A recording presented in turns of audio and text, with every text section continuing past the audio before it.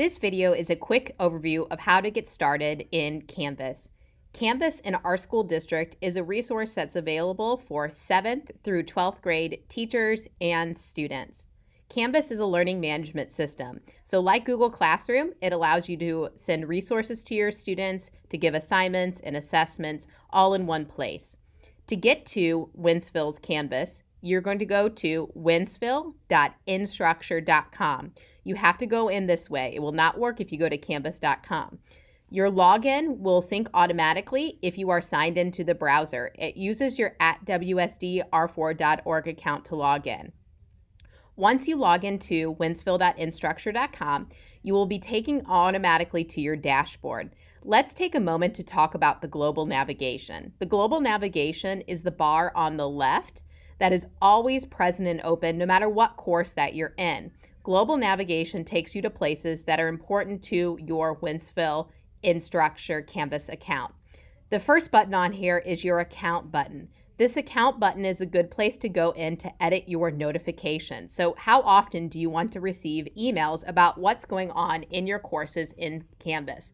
This is the exact same place where students can go to change how often they are notified about events going on in their Canvas courses. Moving right along to Dashboard. Dashboard is where you'll see your current classes. The cards here allow you to quickly jump into one of your courses. On the dashboard on the right-hand side, you'll also see what's called a dynamic to-do list. This to-do list for you as an instructor tells you what needs grading or what needs your attention in your courses. For students, it shows what assignments they need to view or complete. On the left-hand side, moving our way down to courses, when you click the Courses tab and then select All Courses, it will show you all of your current and past enrollments. Selecting a star allows that course to show up on your dashboard. So if you want certain classes to show or not show on your dashboard, use the star to turn those courses on or off. As you scroll down, you'll also see past enrollment courses. Moving right along to Calendar. Calendar automatically works with the courses that you're enrolled in as a teacher or student. So any events that have due dates will show up here on the calendar. As an instructor, you can also choose to click into a date and create a new assignment or event right from the calendar. Students can go to their calendar to see what's going on in any of their classes. Students can turn classes on and off over here on the right-hand side. Moving along to Inbox. Inbox is a place where students and you can communicate. The awesome thing about Inbox is that the emails automatically go into your Gmail, so you don't have to worry about checking one more place for correspondence. For instructors, up at the top, clicking the Compose a New Button message allows you to pick just specific courses that you want to email. You can even choose specific students or even certain hours within a course to email those students. If students respond to the email or if you email students, all of that correspondence can happen right in Gmail. Moving right along to Commons. Commons is an awesome place where you can find pre-made resources. There are tens of thousands of resources in here that you can take right into your courses. Some of these resources are from people around the world that have shared different course information. You can search up at the top for specific quizzes. You can apply a filter if you're looking for entire courses or modules. Once you find a material that you're interested in and you've previewed it here on the page, you click import or download to bring right into your course. Once it's in your course, you can remove it, edit it, and use it. The help icon at the bottom brings you into the Canvas guides. Click search the Canvas guides to see both video guides and document guides on how to navigate through Canvas. As always, you can reach out to the technology coaches to get assistance in Canvas. We are now inside of a sample course. Canvas in our district syncs with Tyler Sys K-12, which means once your rosters become available in August or July, you will automatically have Canvas courses created for every course that you teach according to Tyler Sys K-12. Those courses will also come with your current rosters. They sync each night, so your students will automatically be inside of your courses. Furthermore, if you teach more than one section of a particular hour, those courses will be in, those sections will be inside of one course. So if I teach English first hour, fourth hour, and fifth hour, I will have one English course, and within that course, I will have those 3 separate sections. Furthermore, because it's pulling from Tyler Sys K-12, currently in Classic Tyler Sys K-12, there are 2 grade books. So if I teach a year-long course, I have 1 grade book for first semester and I have 1 grade book for second semester, which means inside of Canvas, I'm going to have a first semester course and a second semester course. Inside of this sample course, down this left-hand column here is our course navigation. So these are all of the different tools that I can bring to my students, see information, create assignments, and so forth. We're going to start at the very bottom with settings. Inside of our settings tab here, across the top, we are going to move to navigation. Navigation allows you to edit the course navigation, which is what students are going to see on the left-hand side. I strongly recommend utilizing something called modules. Modules allow you to organize course content so that students can easily find what they need to locate. For that reason, I recommend deactivating everything on course navigation except for home, people, and grades. To do this, you click the 3 dots next to each item and disable. Just because I'm disabling discussions and assignments and pages doesn't mean that I can't use these tools with my students. I'm going to have my students access these tools through my modules. This again just clears up any confusion so that students can quickly get to where they need to get to. At any point, if I want to turn more of these tools on for students to access, I can do that right under this navigation tab. Now that I've disabled all of those items, I'm going to scroll to the bottom and click Save. In the teacher view, I will still have the ability to click these buttons, but you'll notice that they're grayed out. The ones that are darkened are ones that students can access. If at any time I want to see what my course looks like in a student view, under Settings, and also this is under Home, over on the right-hand side, I have the ability to insert Student View. When I enter Student View, that means I'm going to see what the course looks like according to a student in the course. So when I turn this on now, I will see that students have 3 areas where they can visit: home, grades, and people. Down at the bottom, I can leave student view to go back to my teacher editing tools. Now let's discuss modules. I'm back on my home button in my course navigation. I'm inside of my sample course. Up at the top, I can find my course name. Home is a button that I get to choose as an instructor what I want it to look at. So in this case, I suggest that home is set up as modules. So I need to create my first module to set my home as modules. Modules give you the ability to organize your content. So think as modules as topics, and you put the content that relates to that particular module under that module. So if your course is divided into units, you could have a module for each unit. Or if it's designed by major projects, or if you would like a resource module or an introduction module, you can create as many modules as you'd like. So let's click to create a first module. I'm going to call this module Unit 1, and I'm going to add it.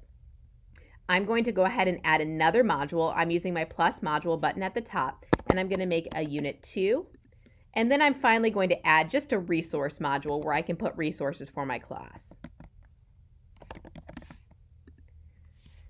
Now that I have 3 modules set up here, I can see that each of them are unpublished. I know they're unpublished because our cross through button icon is here. When I hover over it and I give the check mark, it changes to published. This allows me to turn modules on and off depending on when I want students to have access to them. Now that these modules are set up, we're ready to create some content to put inside of these modules. The 3 main content types are assignments, quizzes, and pages. There are other links that you can put in here or other resources that you can add to a module as well, but those are the 3 that we're going to focus on.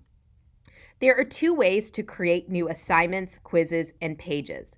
The first way is on the left-hand side to go under that specific tool that I want to use. So if I want to create an assignment, I can go under the Assignments tab here and click my plus assignment button to make a new assignment. Assignments are a place where students have instructions and then they can go into this link and submit their work. You want to give your assignment a name. The box Under it is a place where I can put instructions for the students. Under this is where I put the information about the assignment. How many points do I want it to be worth? Do I want it to be displayed as points? And then, most importantly, what are they turning into me? Are they submitting something online? Which means, are they putting a file that they're uploading? So I have them go out and make a doc and submit it. Or do I want them to just have a text box or a place to turn in a URL? They might be something that they turn in on paper that I grade in here. There's also an option for external tools. You can learn more about this in a different video. As I scroll down, this is where I'm going to assign it and give it a due date. If you do want to bring this assignment later into the Tyler SIS K-12 gradebook, you must give it a due date. If I have more than one section, so if I teach English first hour, third hour, and fifth hour, this is also where I could choose a certain section and have different due dates depending on the section. I also can pull in individual students' names here and give as many assignment due dates as I want by clicking my Add Assignment button. When I'm finished with my assignment setup, I'm then going to click Save, or if I want it to also be live, I can click Save and Publish. Once I have that assignment created, it now is under the assignment section. No students will be able to see this yet because it is hidden from them, this assignment button, and it's not currently in a module. To add this assignment to the module, I'm now going to go back to Home. Under Unit 1, I'm going to click my plus sign to add it. And then I'm going to go to my drop down and make sure I'm on Assignments. Under this Assignment tab, you will see any assignments that you have already created. You can then select those assignments and add them to the module. You can choose to indent it right away if you'd like. I'm going to go ahead and add this item. Right now, the module is published, but the assignment isn't. If I want students to be able to see that assignment, I also am going to click my Publish button for that assignment. The other way to add or create an assignment is right from the module itself. If I click my plus button again, you're going to see under Assignments, I also have the ability to create a new assignment here. So if this is my Part 2 Introduction assignment, I can click Add Item, and it will add it automatically to the module. I then need to go in by clicking the assignment and editing it to add in my point values, my due dates, and the assignment info. So those are two different ways that you can create assignments and add them to the modules. Let's now talk about quizzes. So down our left-hand side here, I'm going to select Quizzes, and then I'm going to click to add a quiz. Now remember, I can also go to my module, click my plus sign, make a new quiz, then click in to edit the quiz if I choose to go in that way. Quizzes allow you to create a number of quiz type questions for students for assessment purposes. So I give so maybe this is my class overview quiz. I give my quiz a name. If I want to include any instructions for the quiz, I can do it there. As I scroll down, you're going to see I have some options. Do I want to shuffle answers? That means if I create a multiple choice answer, it will shuffle the answer options for students. Time limit, multiple attempts. As you go through, you can see you have a lot of control over what students see and when as well. As I scroll down here, I can also assign it, so I can give it a due date. Remember that I can add multiple due dates if I have multiple sections by clicking this Add button. So this is part 1 of making a quiz under the Details tab. The most important section, of course, is our questions. This is where we build out our questions that we want to ask students.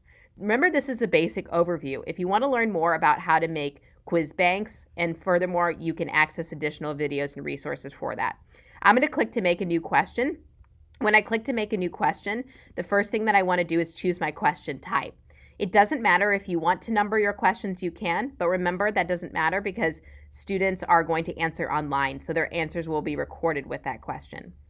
Our drop down here shows us the different question types that we can ask students, and there is a large variety on here. Let's ask a simple multiple choice question.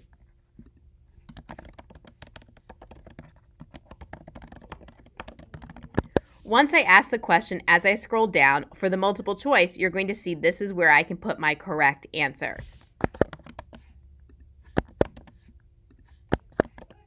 I'm filling in other possible answers, so these are other options that students can choose. If I want to make more than one answer correct, I need to change my question type and use a checkbox answer, but I'm going to choose my correct answer here. Remember that you would want shuffle answers on, or you would want to alter which answer you'd want to be correct in each question. Once I have this information in here, I'm going to click Update Question, and then I can continue to add additional questions. When I'm finished with my quiz, I'm going to click Save, or I'm going to click Save and Publish if I want that to be live. Now that this is saved, because I created it under quizzes, remember students aren't going to see this quiz yet. They need to go to Home, and you need to add it to the module if you want them to see it. Remember to add it to the module. I click my plus button, drop down to Quizzes, and I select the quiz I want to add. I add the item to my module. Remember, I can also create quizzes on the fly right in the module by clicking my plus button, New Quiz, and then Add Item. Then, just like with that assignment, I'm going to click back on it and Edit to create my questions. Our final item that we want to discuss is Pages. And again, we're just covering the simple tools to get you started here. Pages allow a text box that you can put information in for students. So this is a great place to link resources, add in videos, etc. So maybe I want to build in my syllabus here for my class. So in this rich text editor, I of course can type directly in here. I have formatting options. I can also use this more external tools option to bring in something from my Google Drive. So if I want to bring in a document, I can click on my Google Apps and pull it in this way. I also have the ability to add in videos here. I can also record a video right from Canvas to upload. So if I choose to record a video, I can do that as well. So insert media, or I can go over to create a video, which is right here under our record video button. So I have a lot of tools that I can bring in here to create a resource for students. Same process, I then can add it to the module, or I can create on the fly inside of the module.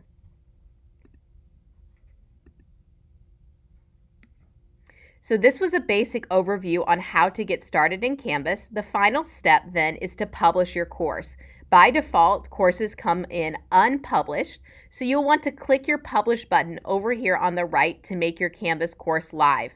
If you don't do this, students will not see your course on their dashboard. Once you click this, your course is live and students are ready to come into your course and participate inside of that course.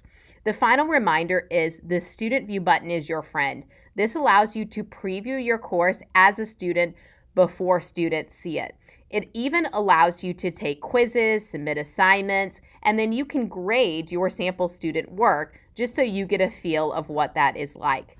Down at the bottom, if you take a quiz and you want to take it again as a student, you can click the Reset Student to start that student fresh. And then when you're ready to leave Student View, you can leave Student View. For more information on how to get started with Canvas or to go more in depth, visit our hub for links to Canvas guides and Canvas videos.